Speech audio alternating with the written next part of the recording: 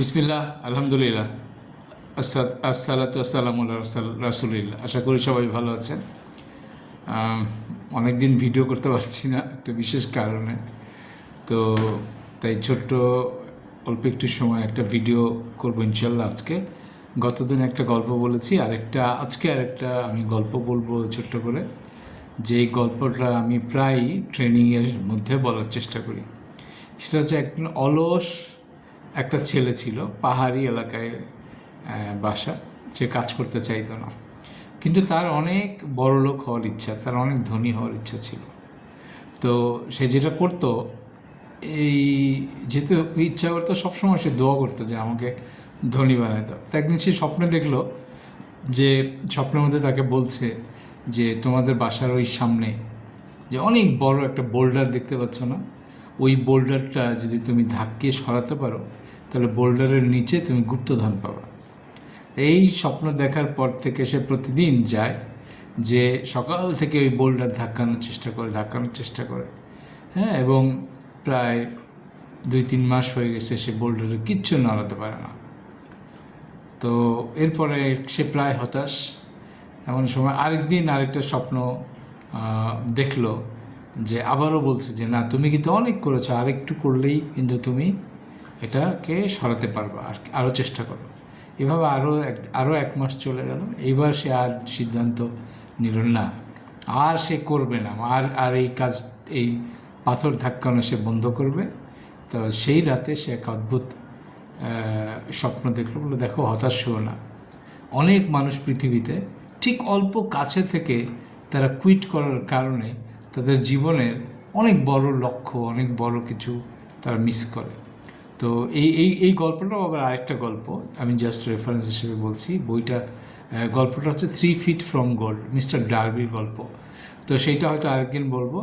তো আজকে এই যুবকের গল্প। যুবক প্রায় যে হতাশ, এমন সময় সে পরের দিন তারপর বলে, আচ্ছা এইবারই শেষ চেষ্টা করে দেখি হয় কি না। সে সেরকম অনেক কষ্ট করে ধাক্কা দিচ্ছে, এমন সময় দেখে পাথরটা নড়ে উঠছে এবং সে খুবই খুশি।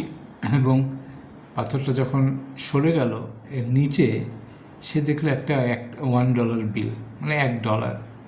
সে খুব হতাশ হয়ে গেল। তো হতাশ হয়ে এত মন খারাপ। তো তার পাশ দিয়ে একজন বুজুর্গ ব্যক্তি যাচ্ছিল। তার মন খারাপ দেখে জিজ্ঞেস করলো, কী বাছাধন, তোমার এত মন খারাপ কেন দেখতে পাচ্ছি? তখন সে বলল, দেখেন, এই ঘটনা আমি স্বপ্ন দেখছি, আমি একটা ট্রেজার পাবো এখানে, এতদিন ধাক্কাধাক্কি করে। তো আমি এই করে দেখেন, এই যে শেষে পাথর ধাক্কানোর পরে, এই 6 মাস 7 মাস পাথর ধাক্কানোর পরে এর নিচে মাত্র $1। তারপরে কি তুমি কি ওই ছেলে? তুমি কি ওই ছেলে যে এই বাসার এই ছেলে, যে তুমি একটা অলস ছেলে ছিলে? মানে হ্যাঁ, আমি তো সেই ছেলে। তুমি কি তোমার নিজের দিকে দেখেছো কখনো? নিজেকে দেখেছো যে এই 7 মাসে তোমার কি আমূল পরিবর্তন হয়েছে? তুমি একটা নাদুস নুদুস টাইপের ছেলে, তোমার দুর্বল গড়নের একটা ছেলে। তুমি তো 7 মাসে নিজে আমূল পরিবর্তন, একটা কর্মঠ ছেলের রূপ তুমি নিয়েছো।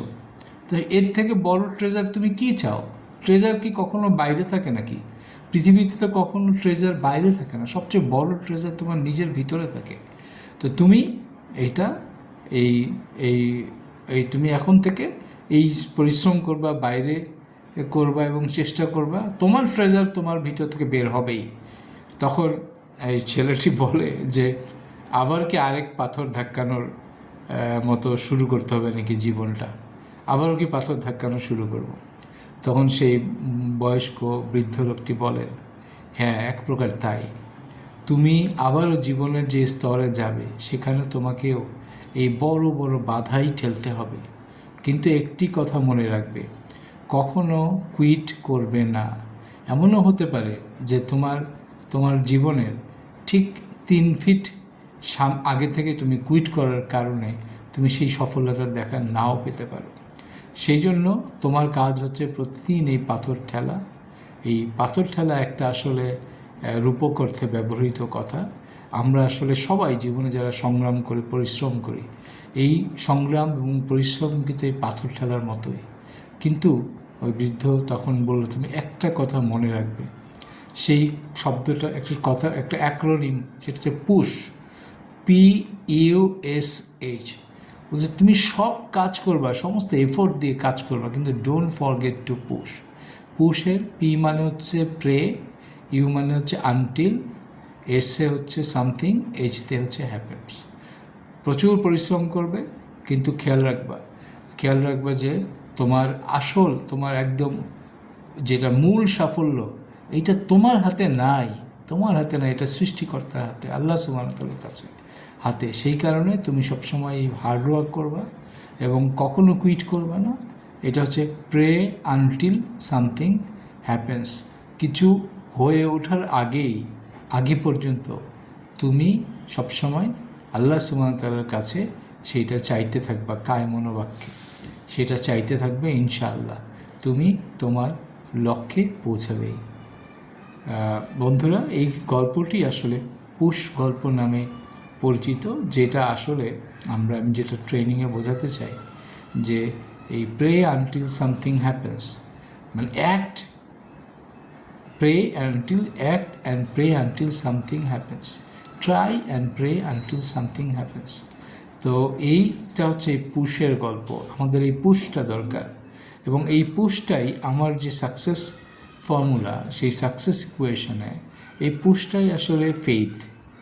আমি এটা বিশ্বাস করি যে আমরা যদি কন্টিনিউয়াসলি চেষ্টা করি, আমাদের কোনো কাজ বৃথা যাবে না। কোনো কাজ, মুসলিমদের যেমন কোনো দোয়া বৃথা যায় না, সেই কারণে এই দোয়া করে করে মুসলিমদের আসলে কোনো ক্ষতি নাই এবং সে ব্যর্থ হবে না, ইনশাআল্লাহ। তো আনটিল নেক্সট টাইম, সবাই ভালো থাকবেন। সুবহানাল্লাহি ওয়া বিহামদিহি, আশহাদু আল্লা ইলাহা ইল্লা আনতা, আস্তাগফিরুকা ওয়া আতুবু ইলাইক। আসসালামু আলাইকুম ওয়া রাহমাতুল্লাহি ওয়া বারাকাতুহু।